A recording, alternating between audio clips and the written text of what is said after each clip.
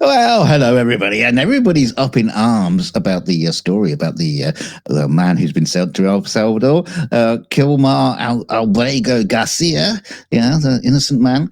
Well, I was thinking last night, well, why don't we get someone proper, some grown-up to kick in and do something about this, because it's getting ridiculous.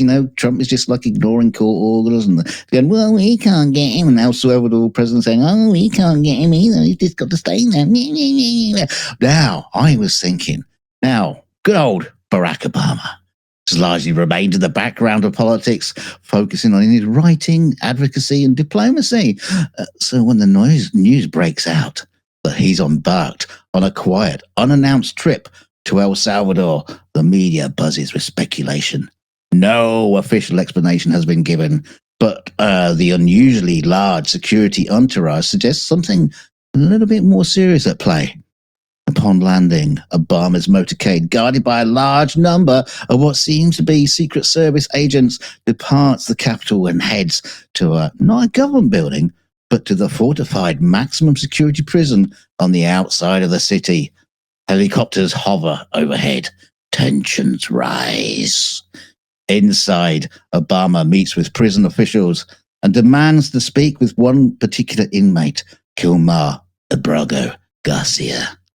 After firm resistance, the prison warden complies. Visibly shaken, Obama produces a document, hands it to the warden, and calmly declares, he's coming with me, and so are the others on this list. The list includes several other inmates who have been illegally sent by the Trump administration, and the extraction is executed quickly, better than my sentence, with little resistance.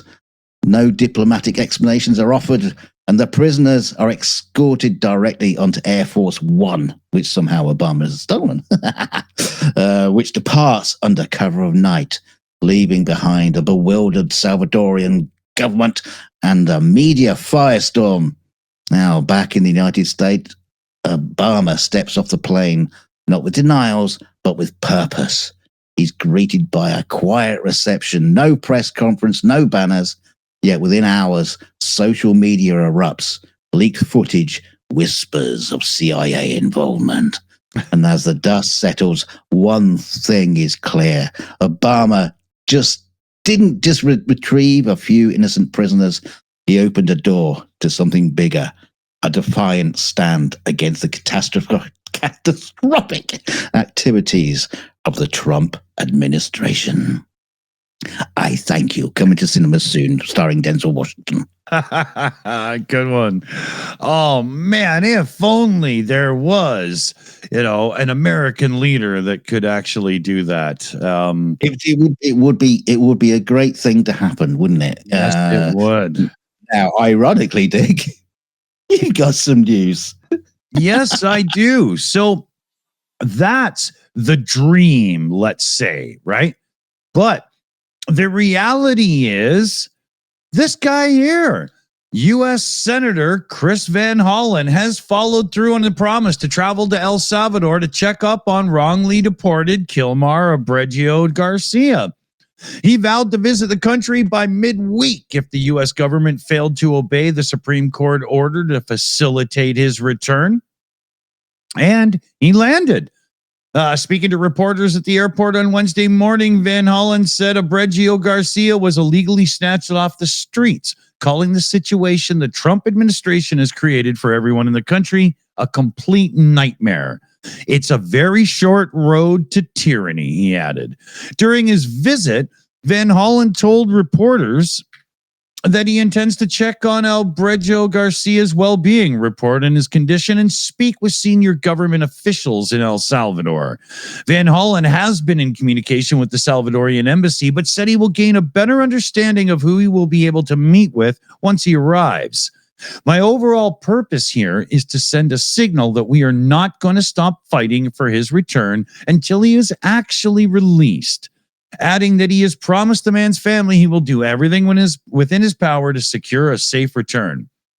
He continues, I may be the first senator or first member of Congress to go down to El Salvador, but people are going to keep on coming until he comes home.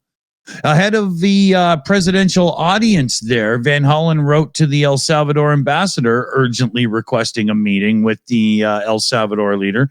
And here's a quote here. I have met with Abrego Garcia's wife, mother, and brother. And as you can imagine, they're extremely concerned about his health, safety, and continued illegal confinement. During Trump and the El Salvador leader their conversation, the leader argued that he doesn't have the power to return him, saying it would be preposterous and it would be smuggling a terrorist into the United States. But then Trump turned around and his administration says, no, it's up to El Salvador. There's nothing we can do now.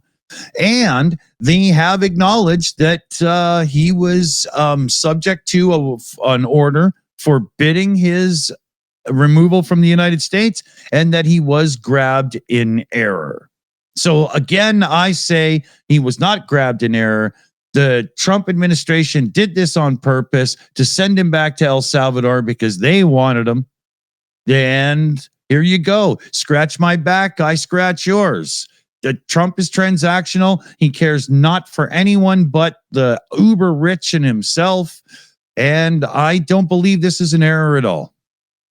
He's also said out loud that he wants El Salvador to build more prisons for the homegrown. He got caught in a he got caught in a hot mic moment where he said, "Oh yeah, the homegrowners are next." Mm-hmm. Yeah, absolutely, and there's no falsehood in that. It's absolutely a truth. Oh, I mean, the simple fact of the matter is, with this Abrego Garcia guy. It's almost inconsequential because what has happened here without any due process whatsoever, Trump has sent someone to a foreign prison. No due process. That's the important thing. Yeah, because that means he can do that with anybody. Anybody. You cross Trump at all, and you could find yourself in El Salvador because they'll grab you up in the middle of the night. That would have sounded like the most conspiratorial thing to say a year ago about being in America. It's not anymore. Mm-hmm. He's got away with it so far because a lot of people are looking at this guy and going, yeah, well, he's not a true American citizen, blah blah. But even though he is, and he had protection, but they're looking at him saying, well, he's a foreign guy. Yeah, maybe he should be sent out. But you just wait. That's just going to start. It's only going to get worse. Once the door is open, it becomes a floodgate. You're going to see more of it, and it's going to be awful. It's crimes against humanity, people. Come on, right? Yeah. It's awful. Thanks for joining. Sorry to say, that senator who's gone over to the prison to try and meet with Garcia, he's probably going to be very, very careful because they might open the door, let him in, and then lock the door after him. So just be careful. Yeah, exactly. So, yeah, I mean, be careful as well, American politicians. It's a very good point. But thanks for joining us, everybody. Click like, share, and subscribe on your way out. Yes, and leave an extremely judicial comment in the comment section, please. Thank you very much. Very, very good. Start it with, he needs to be returned today because, and Trump sucks at the end. Thanks for joining us. Bye.